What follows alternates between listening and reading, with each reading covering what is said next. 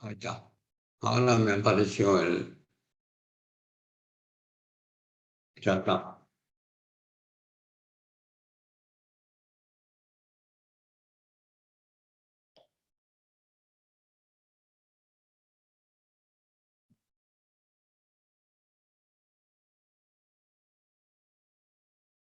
Te tengo que dar la autorización para grabar anfitriones, otra cosa.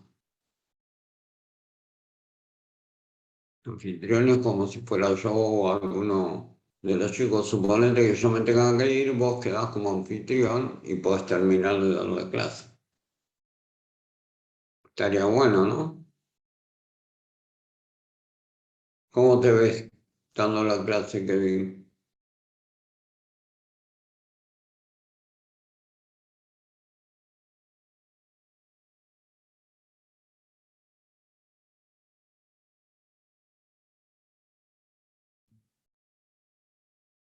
Ah, perfecto. No sabía yo.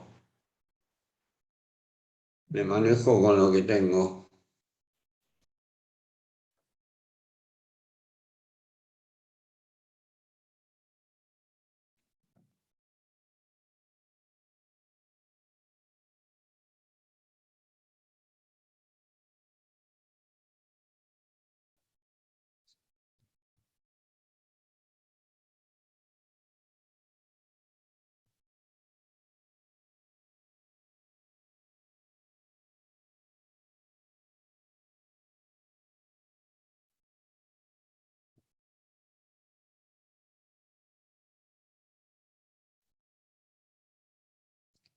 Bueno, somos 27.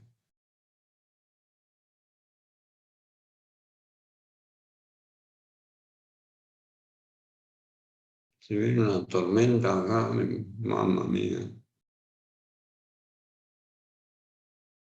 Y ayer lavé el auto. ¡Jua! ¿Qué dice?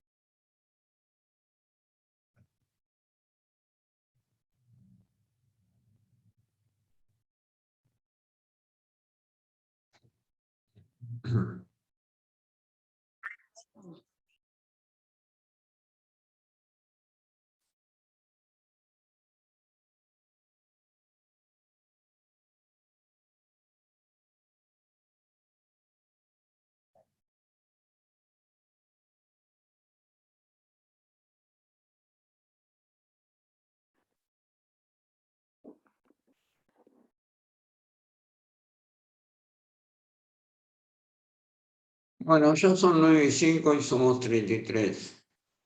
Vamos largando con el repaso de ayer.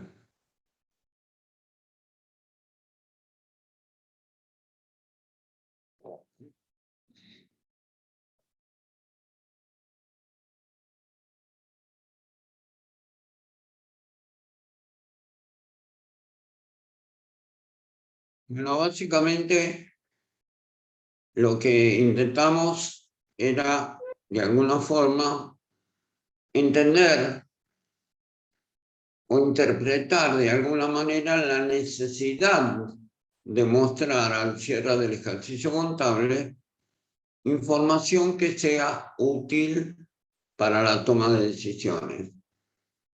Entonces, arrancamos desde lo que se llamaba marco conceptual de la contabilidad o de las normas contables profesionales, que no tiene que ver con la resolución técnica 26, que se refiere a aquellas empresas que cotizan en bolsa o a los bancos. Próximamente compañías de seguros y alguna que otra. El próximamente hace como 1 año y medio que estamos con eso. Bueno, el objetivo de los estados contables era mostrar, obviamente, información que tuviera sentido para el lector, para el usuario. Con lo cual, para ir adelantando temas, tenía que ser en moneda homogénea. El modelo contable tenía 3 situaciones a considerar, que era la unidad de medida, los criterios de medición y el capital a mantener. Sobre este particular, ¿alguna duda?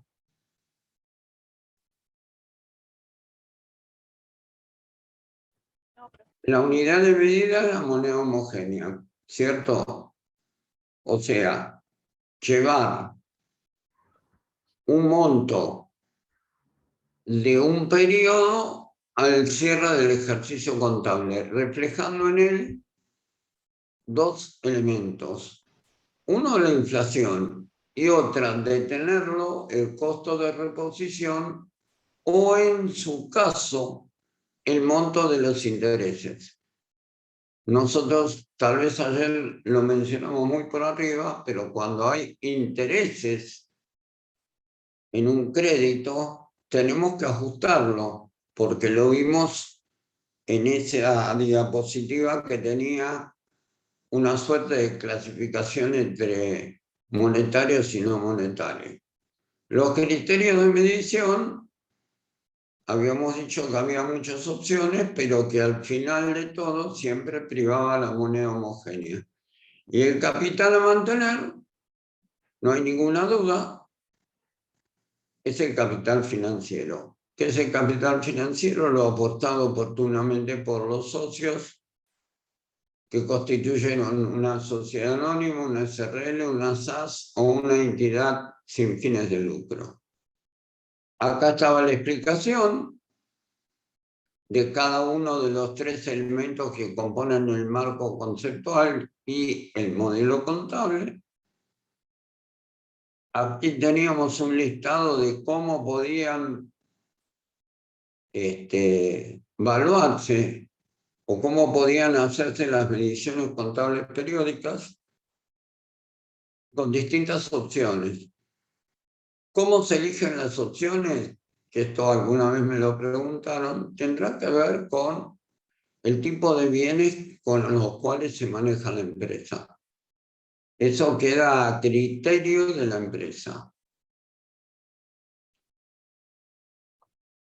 Acá el caso de los pasivos, el tema del capital a mantener quedó absolutamente claro. Hay solo 2 países en el mundo que usan y lo están por dejar el tema del capital físico, que son Uruguay y Holanda. Yo me acuerdo hace tantísimos años con el señor decano y con la directora del departamento de contabilidad, presentamos un trabajo relacionado con una empresa que me parece que era Philips, ahora no me acuerdo bien, que era de origen holandés, era Philips, bueno, como sea, una empresa de origen holandés que hacía las evaluaciones en base al capital físico. ¿Por qué? Porque producirá bienes. Yo ayer dije, el que preste servicios no puede de ninguna manera tomar como capital a mantener el físico. Entonces, obviamente, por normas contables argentinas, se decidió desde un primer momento que el capital a mantener era el financiero. El concepto tradicional de la inflación, dimos muchos ejemplos, vimos, analizamos situaciones, fuimos buscándole la vuelta al tema para poder saber de qué se trataba la inflación, que es la pérdida de valor de la moneda. En el caso de aquellos, como puede ser ustedes, que nunca aplicaron el ajuste por inflación, el objetivo es tratar de homogeneizar las partidas contenidas en los estados contables. Es decir, como dije recién, traer de enero el valor histórico de enero a un valor actualizado a diciembre, que sería el cierre del proceso contable, o el momento que hayamos elegido. Recuerdan que al principio de todo dijimos que el cierre del ejercicio tenía que ver más con la actividad que desarrollaba la empresa que el año calendario. Mencionamos la heladería, bueno, hicimos una serie de cuestiones. Nosotros en el estudio tenemos de todo, hasta un cierre del 31 de julio. Ahora, ¿por qué de julio? La verdad nunca me lo supieron explicar. La empresa es de la década del 60. Es una empresa textil que se dedica a fabricar hilado de algodón. Así que fueron de alguna manera, no es que lo inventaron porque era un producto extranjero, pero había una tela para trajes que se llamaba el casimir, que era otro tipo de tela que se usaba antes. Se hizo muy conocida una empresa que se llamaba Casimires Wells, que ya no existe más. Bueno, acá hicimos un análisis de los rubros para que nos quedara claro cuáles eran los que se ajustaban y cuáles eran los que no se ajustaban. Los monetarios no se ajustan porque están expresados en la moneda del momento en el cual se originan.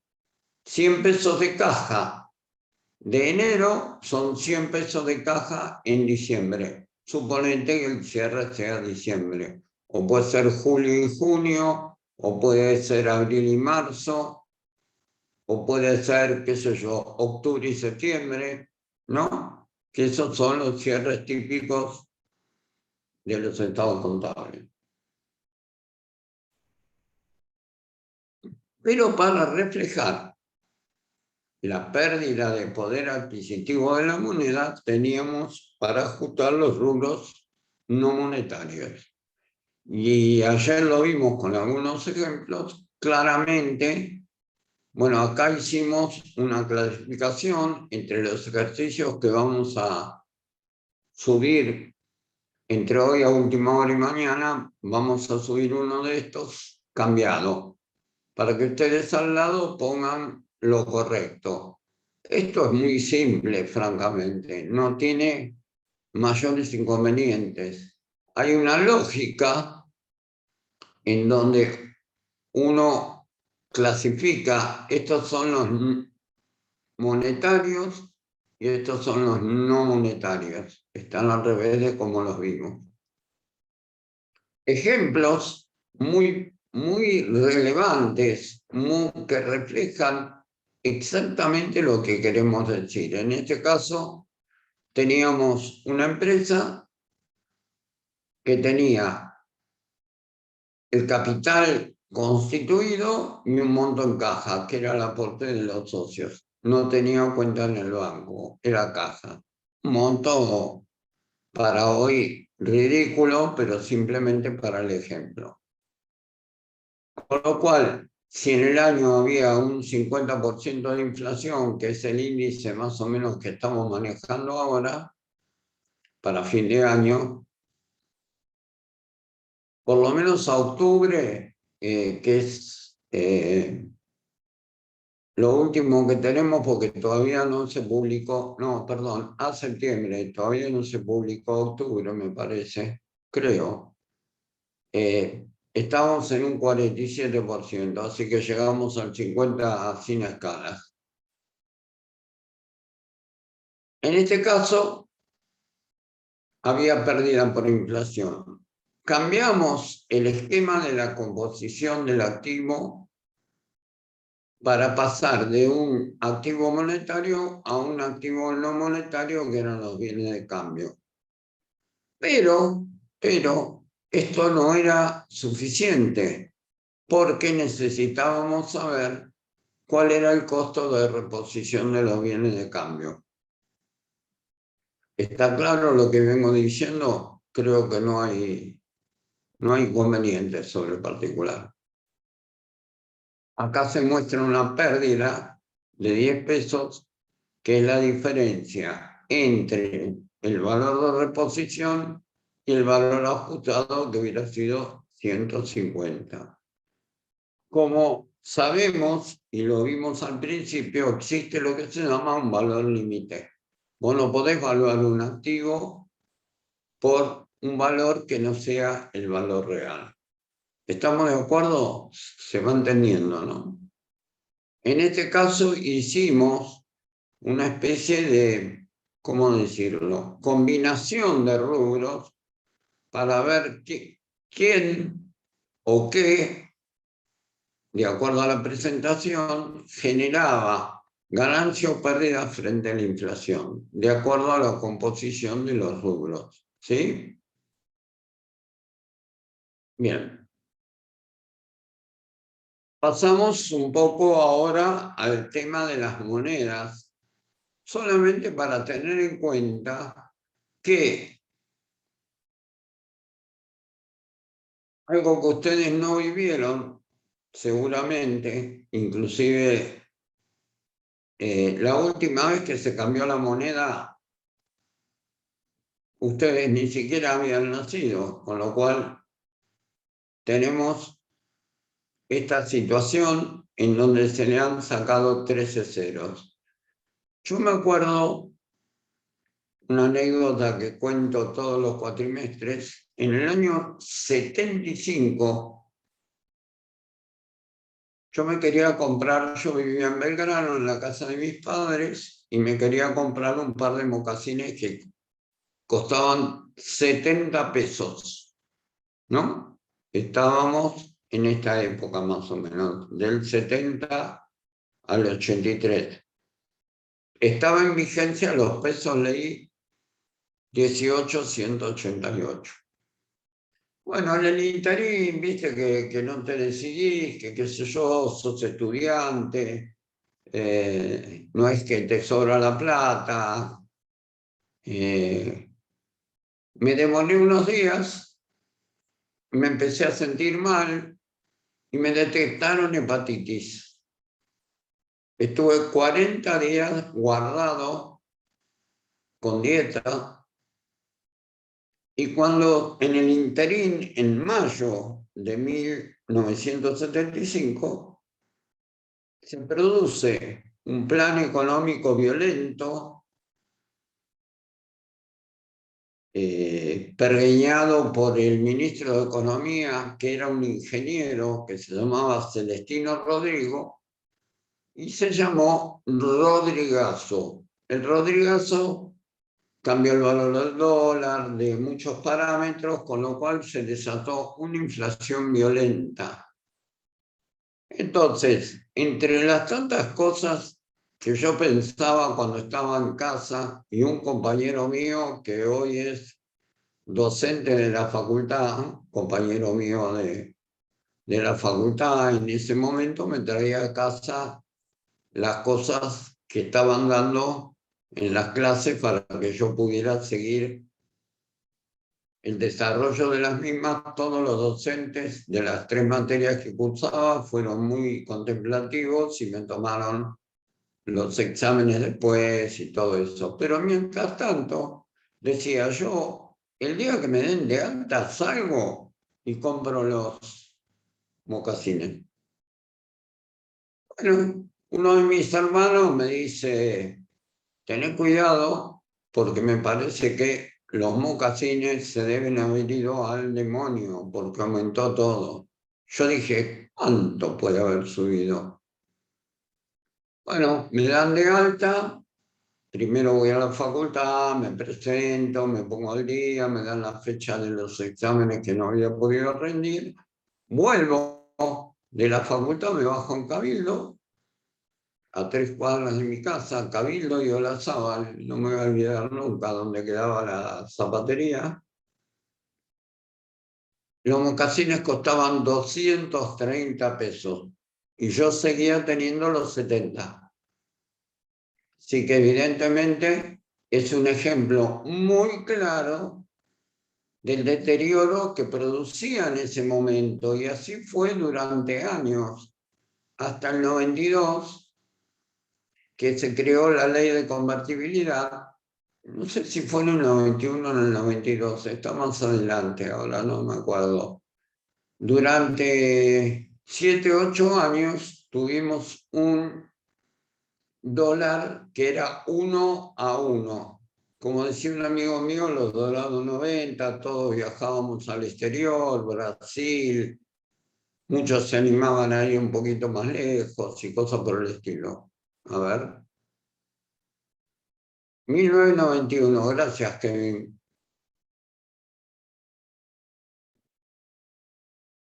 Sí, ley 23.928, ahora igual está más allá.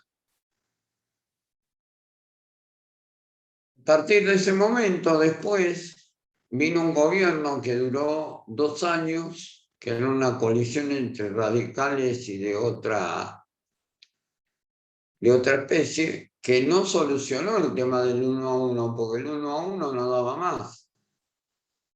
Y bueno, ahí se empezó a armar un lío bárbaro de nuevo. Hubo un momento en que decidieron hacer lo que se llamaba el corralito, el 30 de noviembre del 2001, así que no se podía retirar plata del banco.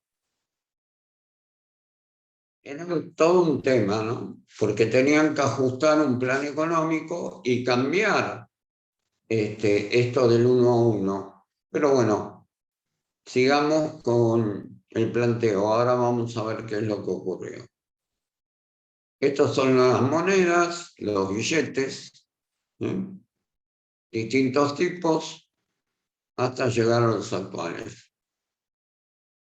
Acá llegamos ayer con esta caripela del chico baboso. Esta es la historia del ajuste por inflación en Argentina.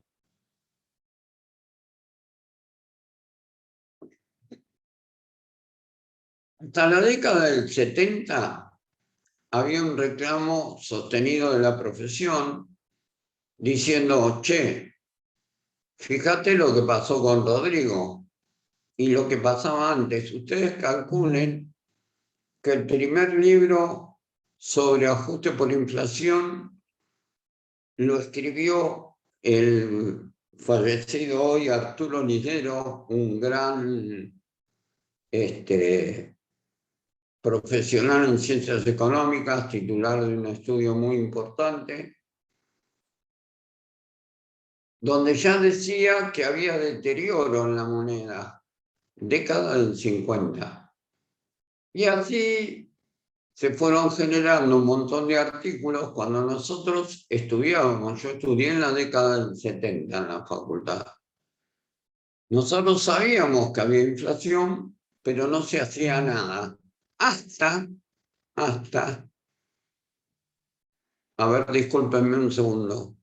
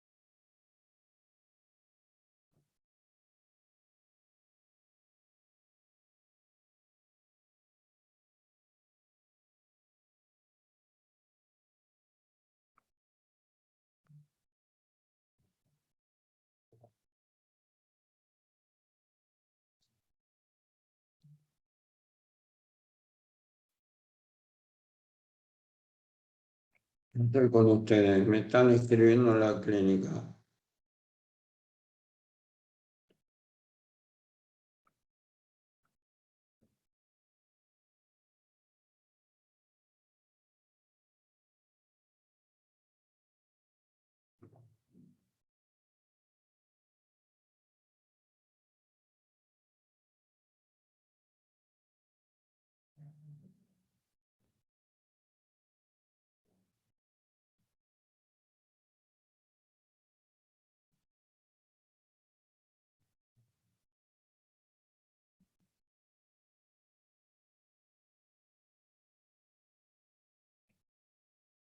Problema en el resonador, que vaya un poco más tarde.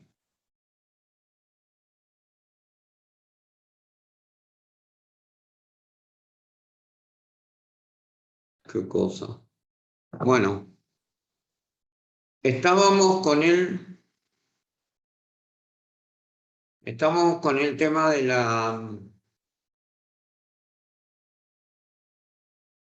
la cuestión que tenía que ver con el reclamo de la profesión, y la solución parcial fue que en el año 79 el Consejo Profesional de Ciencias Económicas, en ese momento se llamaba Capital Federal, se llamaba CABA, publica la resolución 183/79, que te permitía presentar la información ajustada por inflación en base al índice de precios mayorista. Pero como legalmente no estaba aprobado el ajuste por inflación, se presentaban los balances en dos columnas. Una columna de moneda histórica, que servía para liquidar impuestos, y una columna de moneda ajustada. O sea, para nosotros los profesionales en ciencias económicas, que en esa época, por lo menos hasta mediados del 80, lo manejábamos a mano. Después aparecieron las pequeñas máquinas que tenían disquetes 5 1/4, bueno, toda una historia. Teníamos una especie de planilla de cálculo que se llamaba Lotus, había una que se llamaba Multimedic, creo, una cosa por el estilo, pero al principio el ajuste por inflación había que hacerlo con la calculadora y a manopla. No era muy divertido, pero bueno, ¿qué va a ser? Perdón, esto sigue.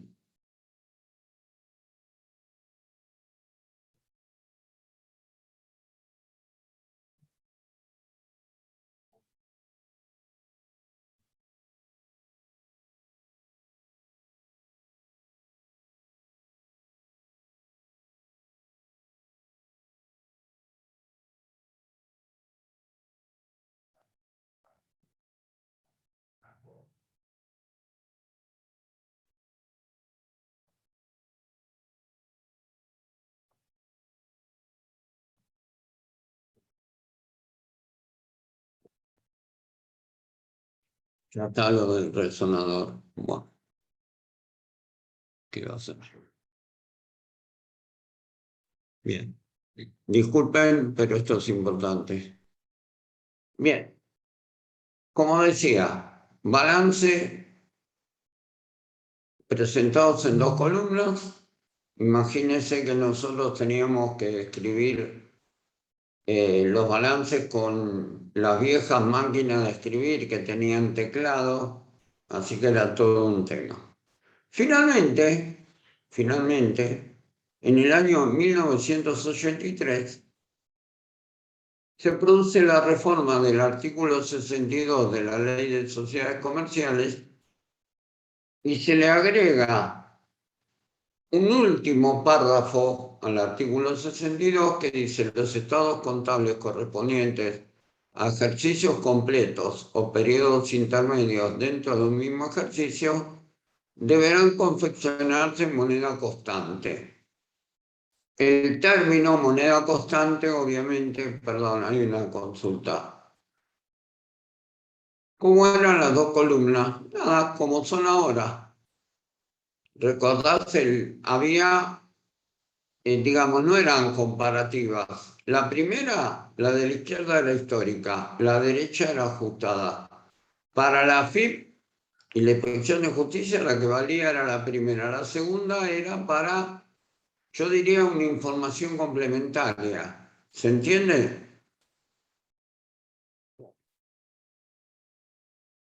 Entonces, acá, a ver, perdón.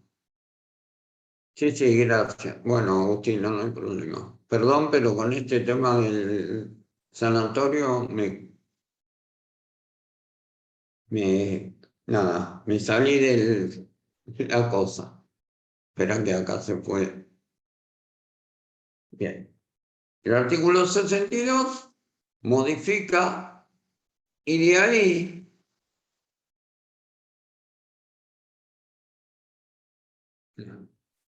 esperen un segundo, perdón.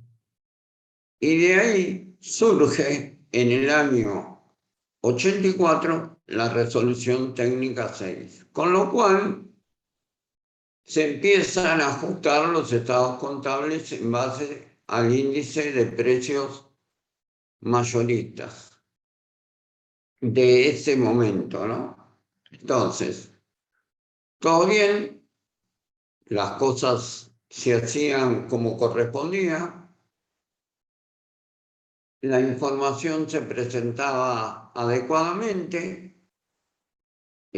Había cuestiones impositivas que no vienen al caso porque había que ajustar también desde el punto de vista impositivo, pero no de la misma manera que la parte contable. Eso después, digamos, paraíso contable duró, como decía Kevin, hasta el 27 de marzo del 91. ¿Por qué? Porque decía, era una ley muy corta, la ley de convertibilidad, que decía que se eliminaban las actualizaciones. Entonces, a partir de ese momento y con la sanción de esta norma, mucha gente empezó a interpretar de que no tenían que ajustarse los estados contables. De cualquier manera, tanto en congresos, jornadas universitarias, asambleas de graduados, bueno, todo eso, nosotros siempre con el señor decano y la jefa del departamento de contabilidad, sosteníamos de que el artículo 10 eliminaba actualizaciones, pero para adelante. Por ejemplo, vos no podías actualizar un alquiler. Lo que querían hacer era eliminar la inflación para adelante, no para atrás. No sé si soy claro. Un balance, en realidad, muestra la inflación pasada, no la futura. No sé si soy claro. Se empezó a dar un debate que duró 4 años. A los 4 años, por un tema político que tenía que ver con un banco, que en ese momento era el Banco Hipotecario Nacional, que era un banco del Estado en ese momento, ahora es un banco privado, finalmente se sanciona un decreto que dice, muchachos, no ajusten más. Opa, qué feo eso. Bueno, más adelante, y después de lo que yo les comenté, se produce cambios importantes en las condiciones económicas. Primero, bloquearon todos los movimientos en efectivo, Dios, y en el 2002 vuelve a aparecer por un año y medio el ajuste por inflación. Yo me acuerdo, nos cansamos de dar cursos en la facultad, para empresas, porque no entendían nada, porque como siempre había gente que nunca había aplicado el ajuste por inflación. El tema era cómo retomar los valores y bueno, más o menos se hizo algo, ¿cómo decirlo?, intermedio, que pudiera obtener de alguna manera información razonable. Esto se elimina en el año 2003 porque dijeron, bueno, ya está, no, ahora no tenemos inflación, tenemos deflación, lo cual es cierto esto. En el 2003 ya estaba gobernando un señor de apellido que comienza con K, y bueno, su tropa dijo, ya no hay más inflación. Si ustedes recuerdan, en algún punto que vimos anteriormente, decía la RT6 que cuando no hay inflación, se considera como moneda homogénea la moneda vigente en ese momento. ¿Está claro? ¿Se entendió? Bien. Seguimos. A ver, consulta. Perfecto. En el año 2013, perdón, en el año 2013, después de debates que llevaron años, la Federación Argentina de Consejos Profesionales dice, bueno, vamos a ajustar por inflación cuando se produzca una inflación acumulada durante 3 años consecutivos del 100%. Esto surge de lo que se llama, como yo anuncié ayer, la NIC 29, perdón. La NIC 29 era una norma internacional de contabilidad, en ese momento después norma de información financiera, que decía que solamente se ajustaba en los países que tenían hiperinflación. Lamentablemente, en la Argentina compartíamos el tema de la inflación con otros 3 países, perdón. Uno era Venezuela, por ejemplo, que tenía mucha más inflación que nosotros, pero el tema del ajuste por inflación, ni hablar. Entonces, en ese momento, es como que se empezó a polemizar si era una medida política, cómo era la cosa, ¿no? Porque no quedaba claro el sentido de esta norma. Porque cuando vos mostrabas un ajuste recién cuando tenías el 100%, se te iba al demonio todo. En el momento que se sanciona, en el 2013, no había una inflación muy alta. Es como que las normas contables, atendiendo los reclamos de la profesión, dijeron, sí señores, se va a ajustar siempre y cuando haya una pauta cuantitativa del 100%. También había pautas cualitativas que no se tomaron en cuenta. Hubo chismes así, comentarios de pasillo que decían que por razones políticas no te dejaban ajustar por inflación. No lo sé. Yo solo sé lo que pasó. Y la implementación de esta norma llevó su tiempo. Veamos cómo sigue. ¿Qué pasó con la unidad de medida? Aparece en el 2018, un año de muchísimos cambios, una resolución de mesa directiva de la Federación Argentina de Consejos Profesionales del 17 de mayo del 18, dice: no se aplicará el ajuste por inflación para los ejercicios anuales cerrados a partir del 1/2/18 hasta el 30/9/18, incluidos periodos intermedios. ¿Por qué? Porque ya se estaba viendo de que había problemas con la inflación. Entonces, como no estaba claro cómo se iba a aplicar, qué iba a pasar con lo viejo y todo eso, quedó todo frenado. Hay una comunicación sin fecha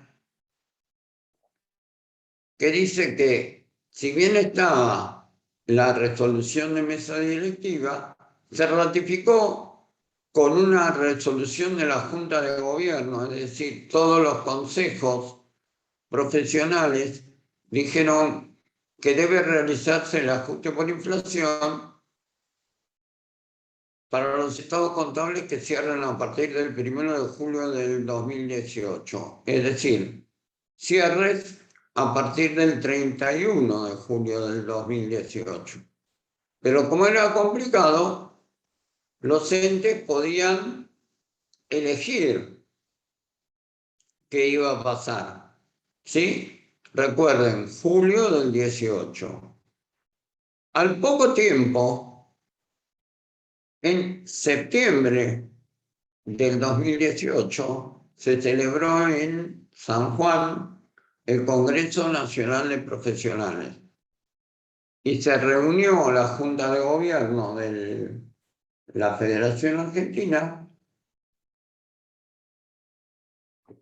es decir, los 24 presidentes de los consejos, y el sábado 29/9/2018 se aprobó el regreso del ajuste por inflación.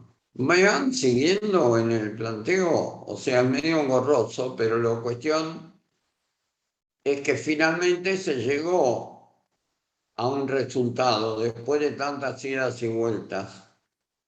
Con lo cual, si bien dice que se podía ajustar los cierres que ocurran desde el 1 de julio del 2018, como decía la resolución de mesa directiva que vimos antes, se dieron lo que se llaman dispensas, es decir, como que no hace falta que lo hagas, y quedó como claro que podías no hacerlo hasta el 30 de diciembre. Fíjense qué tema las fechas, ¿no? Y quedó totalmente obligatorio hacerlo a partir del 31/12 del 2018. También en ese congreso se sancionaron 3 resoluciones técnicas, pero que solamente tenían que ver con otros temas que no eran contables. Finalmente, estas normas decían y hablaban de cuestiones de negocios, eran para administradores y economistas. Entonces, el viernes 5 de diciembre del 2018 se conoció la resolución 539/18 de la Federación Argentina, que fue aprobada por nuestro Consejo el 10 de octubre, o sea, 5 días después, y publicada el 24. También acá hablamos del Consejo de la Provincia, que la publicó el 12 del 10, y dice: se aplicará el ajuste por inflación para estados contables cerrados a partir del 1/7/18, o sea, el 31/7/2018. Desde el 2017 se cambió el índice de precio interno mayorista por el índice de precios al consumidor. Base diciembre 2016. La serie completa la publicó la Federación Argentina. Acá hubo un lío también porque cuando asume Macri en el 2015 no se hizo o no se publicaron los índices de inflación de noviembre y diciembre porque aparentemente el INDEC, manejado por el secretario de Comercio de aquella época, que era Guillermo Moreno, no estaba haciendo las cosas razonablemente, con lo cual hubo que hacer toda una mezcolanza con respecto a los índices. La cuestión es que hoy, jóvenes, tenemos los índices que tenemos que utilizar. No hay ningún inconveniente. Se publican mensualmente, con lo cual no hay grandes inconvenientes. Una de las preguntas, acá dice, se podrá optar por única vez no ajustar entre el 1 de julio del 18 y el 30 de diciembre, como se veía en la transparencia en la diapositiva anterior. ¿Ven? O sea, totalmente obligatorio desde el 31 de diciembre. Y así fue. ¿Desde cuándo había que retomar? La resolución técnica número 6 decía, y lo vamos a ver de vuelta, que hay que retomar el ajuste por inflación desde que se dejó de hacer. Y hubo un periodo entre el 95 y el 2002 que no se hizo. Pero la norma que se publicó dice que vos retomás el ajuste por inflación desde febrero del 2003 o septiembre del 2003 según el consejo que corresponda. Acá tendría que decir él, no, él. Podrá optarse por no hacerse, hay varias dispensas, y se tendrá en cuenta la RT48 que trataba de revaluación de activos, pero bueno, no vale la pena que se las explique. Es un tema que duró un año y medio y se hacía por una vez sola. A ver,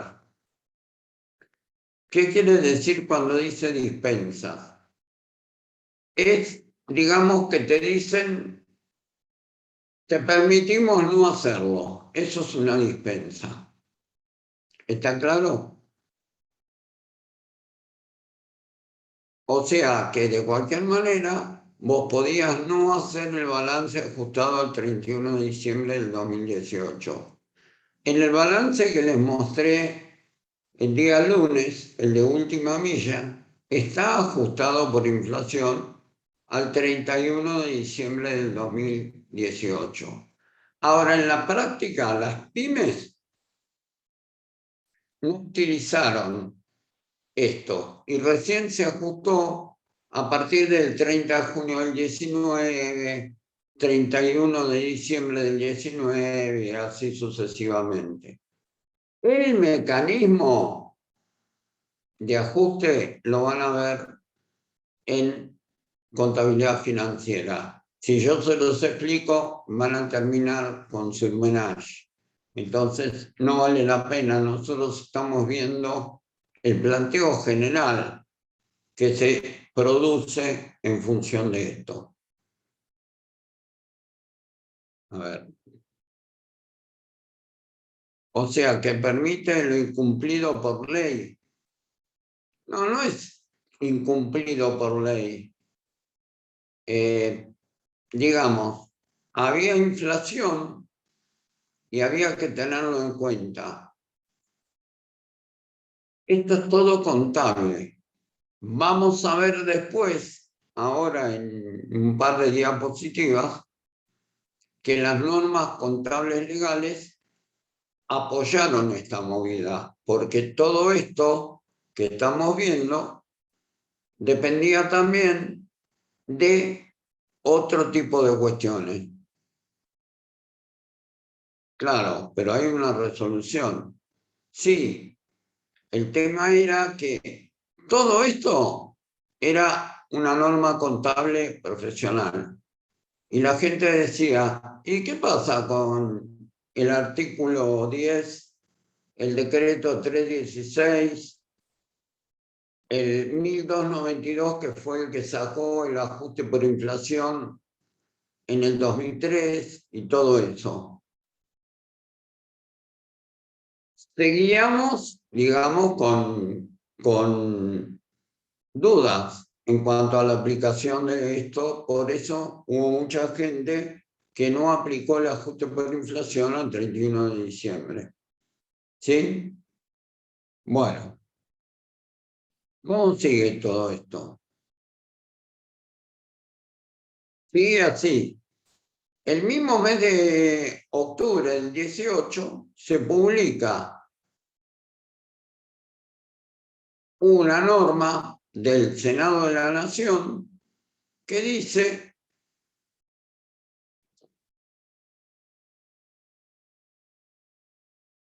que se puede hacer el ajuste por inflación. Se deroga el artículo, el decreto 1269, el 16 de julio del 2002, que fue el que dijo basta de ajuste por inflación, con lo cual se autorizó desde el punto de vista legal a ajustar por inflación. Entonces, ¿cómo sería el proceso de ajuste según la resolución técnica 6? Ahora viene la parte, digamos, técnica, que después la vamos a ir viendo. Van a ver que, a pesar de que pueda sonar un poco compleja la parte técnica, tenemos distintas cuestiones que tenemos que considerar para ver cómo sigue. Quiero aclarar que la resolución técnica, cuando fue sancionada el 30 de mayo del 84, cuando ya estaba en vigencia la democracia, tenía como, qué sé yo, 12, 14 páginas. Se fue modificando y hoy la RT6 tiene 4 o 5 carillas, porque se simplificó el tema del procedimiento. Entonces, en la sección 4B, se me está yendo gente, che, ¿qué pasa? Muy pesado el tema.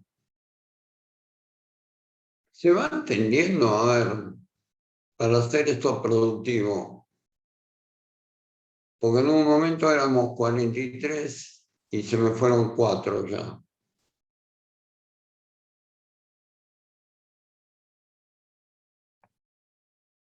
¿Se entiende? Bueno, gracias Kevin, gracias Nicolás. Estamos viendo, perdón, estamos viendo cómo lo aplicaron las empresas. Ahora nosotros lo vamos a ver desde un punto de vista mucho más simplificado.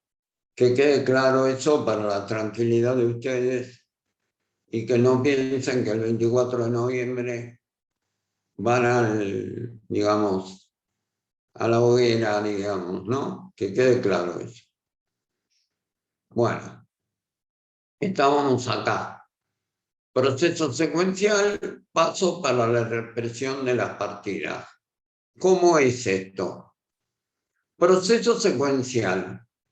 Generalmente el proceso de represión de estados contables en moneda homogénea consiste en determinación del activo y pasivo al inicio del periodo objeto de ajuste en moneda homogénea de dicha fecha. O sea, al cierre del ejercicio que se está ajustando, represando las partidas que lo componen según el punto 4b2. Pasos para la represión de las partidas. Ahora lo vamos a ver. Tenemos que determinar el patrimonio neto al inicio del periodo, objeto al ajuste en moneda homogénea de dicha fecha. por diferencia entre el activo y pasivo obtenido por aplicación de la norma inmediata precedente. ¿Qué quiere decir? Que para empezar el ajuste por inflación tenés que ajustar el estado contable anterior. ¿Estamos? Entonces, determinarse moneda de cierre del activo y el pasivo al final del periodo objeto de ajuste, represando las partidas que lo componen.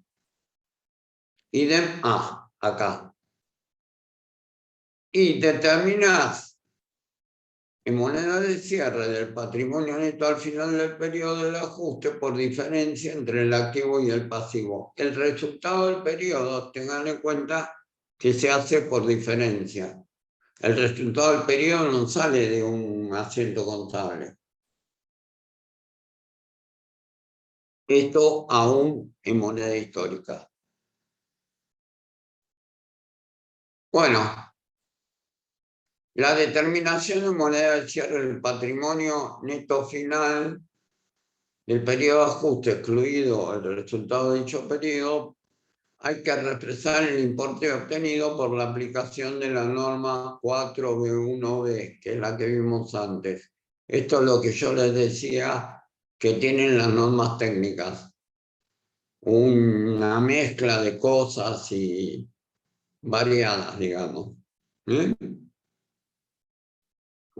Bueno, el punto F dice determinación de moneda de cierre del resultado final del periodo por diferencia entre los importes obtenidos por la aplicación de estos puntos. Después ustedes, si quieren, los pueden mirar en el material subido por mí el lunes o ayer, no me acuerdo. ¿Cómo se determina el resultado final del periodo? Excluido el resultado por exposición a las variaciones en el poder adquisitivo de la moneda, resultado por exposición de las variaciones del poder adquisitivo de la moneda o el resultado financiero y por tenencia, incluido el resultado por exposición a las variaciones del poder adquisitivo de la moneda, mediante la reexpresión de las partidas que componen el estado de resultados del periodo según este punto. Nosotros no vimos movimientos de un ejercicio, ¿está claro? Lo que vimos es situaciones estáticas. Lo que nos queda para la semana que viene es ver cómo hacer ese tipo de movimientos. Para terminar la clase vamos a ver un ejercicio muy sencillo que ustedes tienen que resolver. Y no sé, el sábado, el domingo voy a subir el resultado para que ustedes lo comparen. Bueno, la determinación del resultado por exposición a la inflación o las variaciones en el poder adquisitivo de la moneda. Este título enorme se llama como abreviatura RECPAM, ¿no? La abreviatura de todo esto se va a llamar RECPAM, que era lo que antes nosotros llamamos ajuste por inflación. ¿Está claro? Bueno, eso para la reexpresión de las partidas. Primero, hay que segregar los componentes financieros implícitos contenidos en los saldos de las cuentas patrimoniales o de resultados. ¿Por qué? ¿Qué se les ocurre a ustedes? ¿Por qué sería?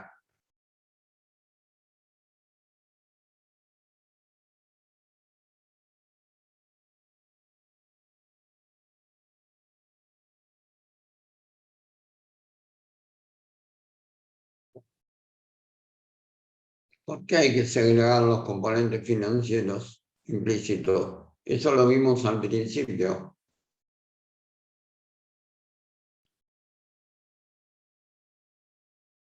Tenés que segregar los componentes financieros implícitos porque si no, no tenés el valor real. El precio de contado, exacto, Ezequiel. Tenés que ir al valor de contado. Las partidas, punto B, las partidas expresadas en moneda de cierre no deben represarse. ¿Qué quiere decir esto? Que los saldos generados en el mes de diciembre, mes de cierre, tomemos año calendario, no se represan porque el coeficiente de ajuste es 1. ¿Está claro el planteo? El punto C dice, las partidas expresadas en moneda de fecha anterior al cierre deberán represarse en moneda de cierre según el siguiente modo. Eliminación de ajustes parciales, contabilizados para reflejar el ajuste por inflación, a fin de evitar su duplicación. Acá puse ojo con la RT48, porque hizo un ajuste de un año para revalorizar los bienes de uso y los bienes de cambio, nada más. A ver, si en diciembre se registra un 5% de inflación, ¿qué pasa? Nada, Elena, no se toma en cuenta.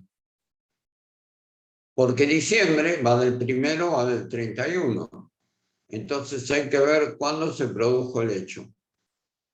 Entonces, como no existe una desagregación de coeficientes en forma diaria, y esto es mensual, la inflación del último mes, o sea, el de cierre de ejercicio, no se toma en cuenta. ¿Está claro el planteo? Listo. Esto por ahí es difícil de digerir, pero lo vamos a ver con los ejemplos. Bueno, eliminación de ajustes parciales. Los ajustes parciales no son positivos. Determinación del momento o periodo de origen de las partidas. Lo que se llama anticuación. ¿Qué es la anticuación? Y tengo que ajustar las ventas de enero, de febrero, de marzo. ¿Cuándo compré los bienes de cambio? ¿Cuándo compré los bienes de uso? Y así sucesivamente. El punto 4 dice, aplicación de los coeficientes de represión a los importes de las partidas anticuadas a efectos de expresarlas en moneda de cierre. Vos tomás el índice que se publica como índice de diciembre y lo dividís por el índice del mes de anticuación. Vamos a suponer, tomás diciembre contra enero por las operaciones de enero, diciembre contra febrero por las operaciones de febrero y así sucesivamente. El punto D. En ningún caso los valores determinados por los diversos activos por la aplicación de las normas precedentes podrá exceder a su valor recuperable individualmente o en conjunto. Esto que estamos mencionando es aquello que vimos de los 140 contra los 150. ¿Van vislumbrando un poco cómo es todo esto? Tengan en cuenta que lo que estamos viendo es la norma. Ahora nosotros, insisto, para vuestra tranquilidad, que vamos a ver casos muy simples, con valores muy claros. Bien, vamos a lo que sigue. A ver, yo no entendí el punto C. Volvemos para atrás. Las partidas expresadas en moneda de fecha anterior al cierre deberán represarse en moneda de cierre del siguiente modo. Esto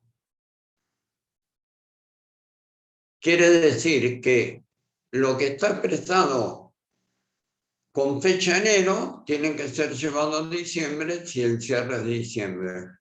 Si el cierre fuera junio, vos tenés que llevar lo de julio, agosto, septiembre, octubre y meses consecutivos a junio del año siguiente. ¿Se entiende? ¿Está claro?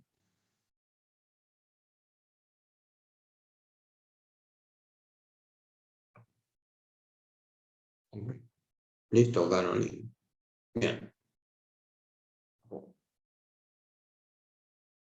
Entonces, la adecuación del saldo de una cuenta consiste en su descomposición en partidas o grupos de partidas según los distintos momentos de periodo de origen de estas a efecto de represarlas en moneda de cierre.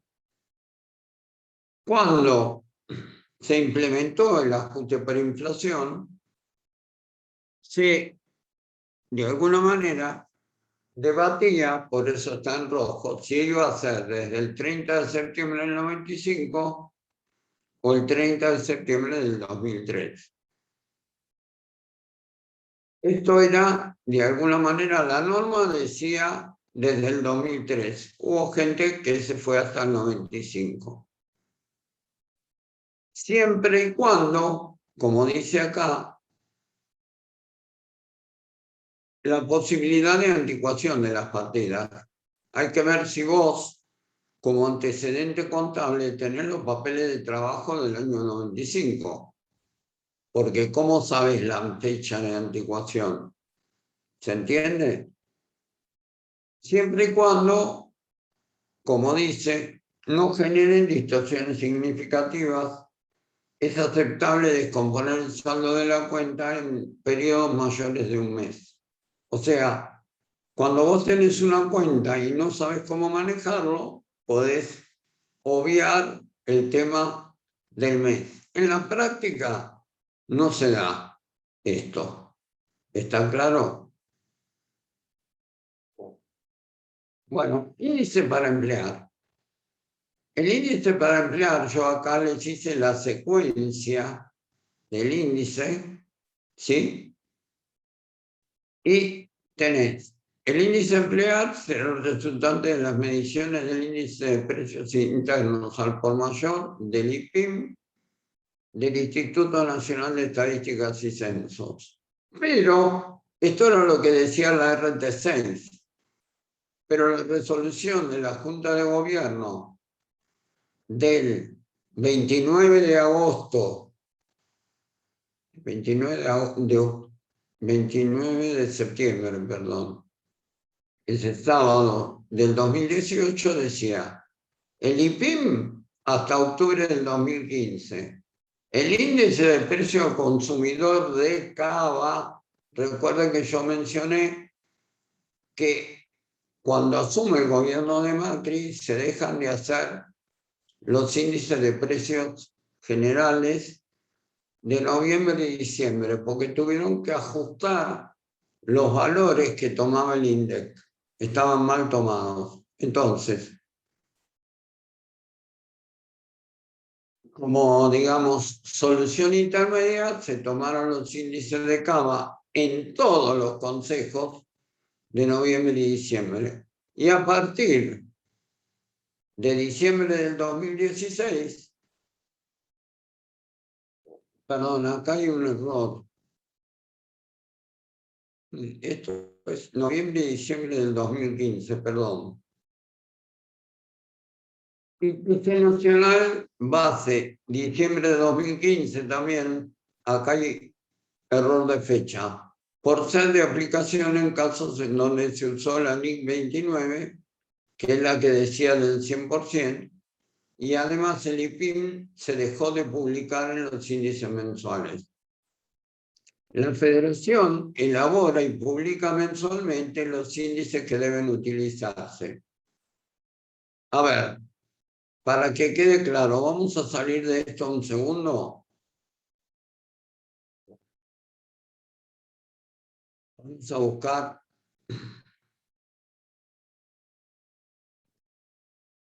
Porque si no, no van a entender nada.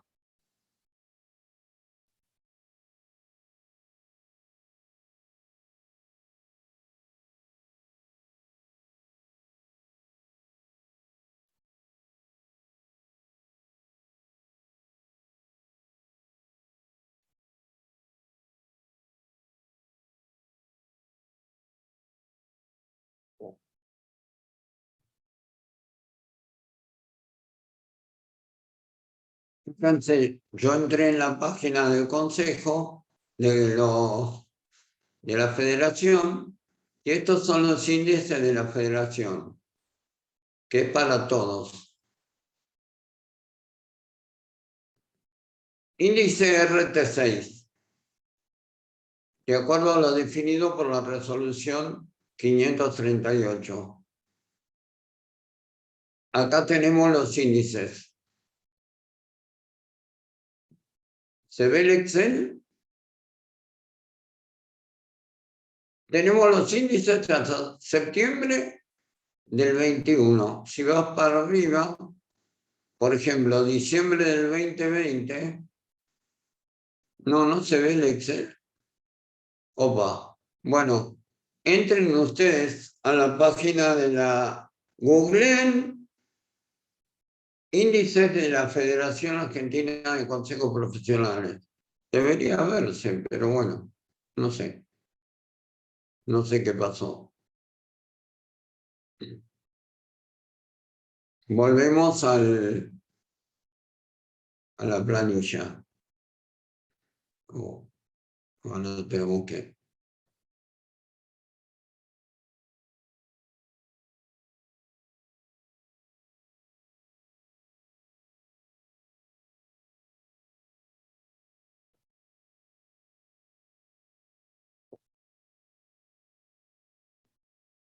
Bueno, esto era lo que estábamos viendo. Y esto es lo que traté, el último punto es lo que traté de mostrarles, pero bueno, ustedes lo pueden googlear y lo ven. El coeficiente de represión, ¿cómo se saca? Los coeficientes aplicables a las distintas partidas resultan de dividir el valor del índice correspondiente a la fecha de cierre por el valor del índice correspondiente a la fecha o periodo de origen de la partida. Esto es lo que veníamos hablando. Yo tomo el índice de diciembre contra el índice del mes de origen. Pensando en las ventas de la empresa, ajusto las ventas de cada mes dividiendo el mes de cierre como parte de arriba y abajo el índice del mes de la venta. Diciembre con enero, diciembre con febrero, diciembre con marzo y así sucesivamente. ¿Está claro? Dice, en el caso de partidas que se agrupen en periodos de origen mayores de un mes, es muy raro que se presente eso. Hablan como que se puede hacer un promedio, pero vamos a la realidad para no hacerlo muy pesado. Esto no pasa. Esto no pasa. ¿Estamos? Dice, se considera representativo del índice de la fecha de cierre el valor del índice correspondiente al último mes del periodo de ejercicio, que es lo que vimos recién y alguien consultó qué pasa si la inflación es el 5%. No se puede descomponer los índices mensuales. ¿Está claro? Por ello, las partidas del mes de cierre no se reexpresarán, ya que el coeficiente aplicable será la unidad, o sea, 1. Porque si vos dividís diciembre por diciembre, te da 1. ¿Se entiende el planteo?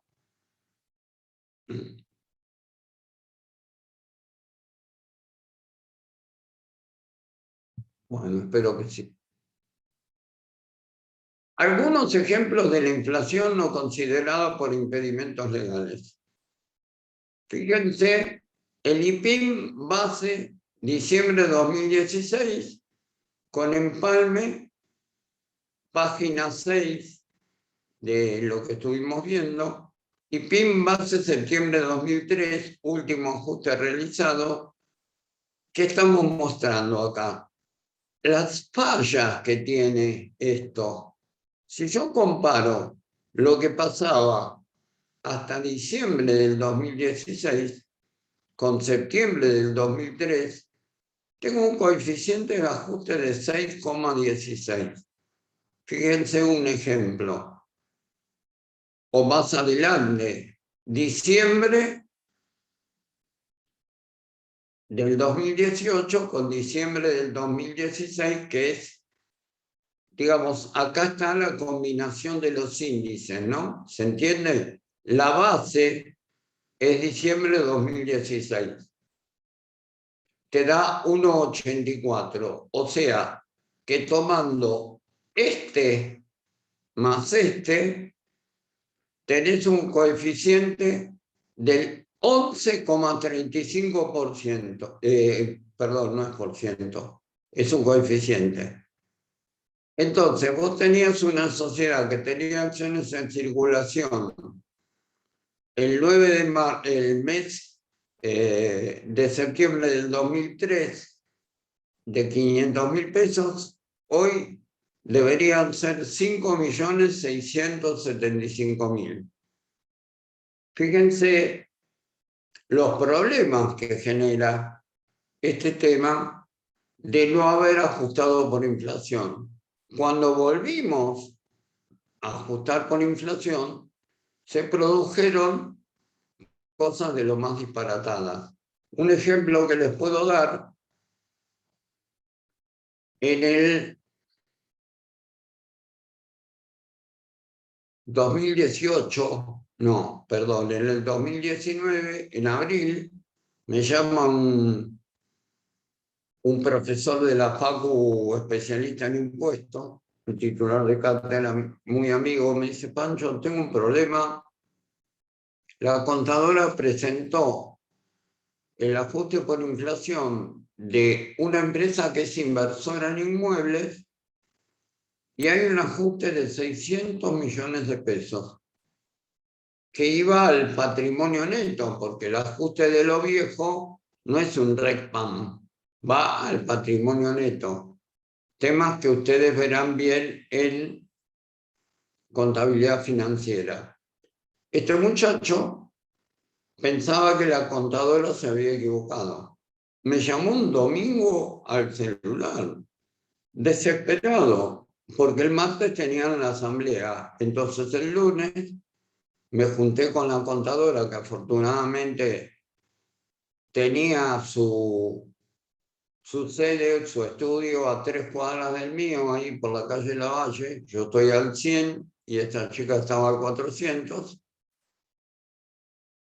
Y chequeamos, pobre piba, me miraba como una cara, parecía que yo fuera un inspector de la DGI. Era correcto lo que había hecho. ¿Qué es parecido a esto? No, perdón. Es parecido a esto. ¿Se entiende? O sea, se produjeron en ese momento ajustes gigantescos, enormes. En la práctica nosotros no vamos a ver estos casos. Vamos a ver casos muy simples para que ustedes entiendan el mecanismo. ¿Está claro? Yo no quiero generarles una enorme confusión teniendo que ver todos los índices y estas cosas. ¿Está claro? Bien. Resultado por exposición al cambio en el poder adquisitivo de la moneda. Este es el famoso RECPAM. Toma la R, la E, la C, la P, la A y la M. RECPAM. Es el esquema más depurado de represión del estado de resultado, donde sus ítems se exponen en moneda de cierre, netos de la porción devengada de los componentes financieros implícitos de las operaciones. El resultado por exposición al cambio en el poder adquisitivo de la moneda, en los ejercicios prácticos vamos a usar RECPAM, comprenderá el efecto de ese cambio sobre las partidas monetarias o expuestas al cambio en el poder adquisitivo de la moneda. Es decir, que vamos a ajustar los rubros no monetarios por los monetarios. ¿Se entiende? Creo que estamos terminando con las diapositivas. Patrimonio neto y resultado del ejercicio. El saldo de todos los componentes del patrimonio neto al inicio del ejercicio, así como las variaciones de los mismos ocurridas en el ejercicio, se expresarán en moneda de cierre. El resultado del ejercicio o periodo de moneda homogénea será la diferencia entre las cifras pesadas y moneda de cierre de patrimonio neto al inicio y al final, que no se originen en transacciones entre propietarios. ¿Qué quiere decir esto de las transacciones entre propietarios? Cambios en los porcentajes de accionistas. Eso no tiene nada que ver con el balance de la empresa porque es un tema entre personas. Y lo que está acá, esto, es lo que vimos cuando ajustamos los 100 pesos por el índice de 1,5. O sea que en el fondo hay ejemplos muy sencillos que de cualquier manera nosotros los podemos ver claramente. Bueno, acá hay un tema que quiero que quede claro porque es el punto 4B13 y dice, cuando una entidad cese en la preparación y presentación de los estados contables elaborados, conforme a lo establecido en esta norma, deberán tratar las cifras represadas por el cambio de poder adquisitivo hasta el momento de la interrupción. Puse yo en rojo acá abajo, la reanudación del ajuste aplica desde el comienzo del ejercicio en que se identifica la existencia de inflación. O sea que el ajuste no debería haber sido desde el 2003, debería haber sido desde el 95, pero la resolución 539 dice desde el 2003. ¿Está claro el planteo? Creo que esta es la última. Sí. Vamos a un caso, un ejemplo.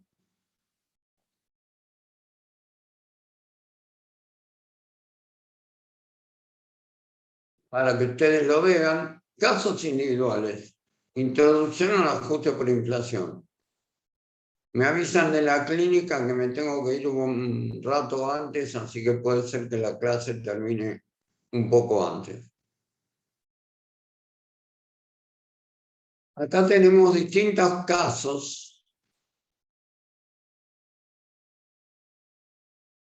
Gracias, Agustina. Lamentablemente no es lo que más me gusta, pero bueno, es un tema del turno, lo tengo desde hace 10 días. Acá tenemos todo esto. Distintos casos. Y la tarea a realizar es, considerando que la tasa de inflación de enero del 2011 fue del 10% y que no se efectuaron operaciones durante dicho mes, determinar cada una de las estructuras patrimoniales al 31/1/11, como asimismo de corresponder el resultado por exposición a los cambios de poder adquisitivo de la moneda generado por los rubros correspondientes. Yo les voy a mostrar algunos casos, el resto lo tienen que ver ustedes, ¿sí?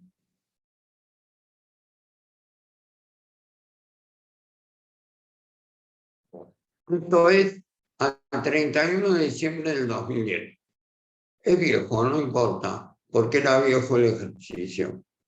Si vos tenés terrenos y capital social por 100 pesos, ¿cómo sería el ajuste por el 1,10, que es el coeficiente?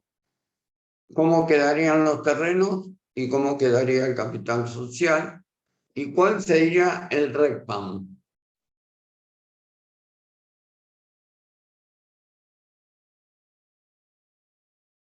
Terreno 110, ajuste de capital 10, con lo cual, ¿cómo sería el RECPAM? Eso mismo, Juan.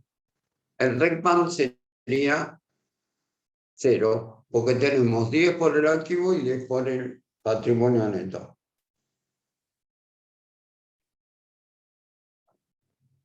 Muy similares a los que vimos ayer. Caso B, activo. Todo es monetario. ¿Qué pasa acá? Es un mes que estamos ajustando, no todo el ejercicio.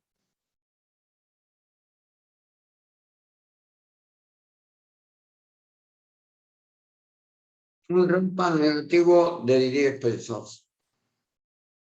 Perfecto. En el caso C, tenemos la mitad bancos y la mitad mercadería. ¿Qué pasaría acá?